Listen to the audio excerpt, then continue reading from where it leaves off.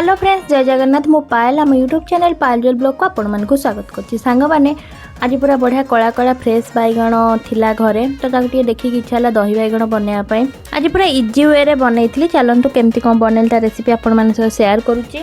प्रथमे बैगण को गोल गोल सेप रो काटिली। आज टे गोल सेप रखापी इच्छा है, तो गोल सेप रो काटिकी टिके मोटा मोटा काटी काटिकी पानी रे भल भाव धोईदेली।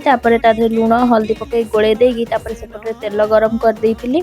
तो तेल गरम हो सारा बैगण जो सब लुण हल्दी गोले सब गोटा गोटा देकी भल भाव लाल लाल है जाए एपट सेपट करके भाजिकी पूरा जमी देखिपे। लास्ट मु खड़िकार पूरा तेलटा को चापिकी बाहर कर बैगण बहुत सारा तेल आसीज। तो सेमती सब बैगण भाजीदेली।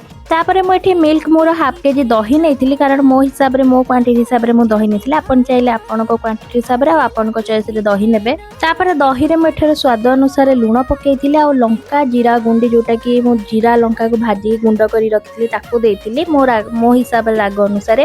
तापर ताकू भल भाव फेंटी देइथिली दहीटा टिके। दही बैगण जोटा मेन जिनस जोटा कि तार जान पूरा आनीदब सेटा होची छुंक बा तड़का। एटा जदी भल हबो तार दही बैगणटा बहुत ही टेस्ट आसीबो। सेतिपैम जो बैगण छांती से सेम तेल रे किछि सोरिष आ कंचा लंका दे देइथिली।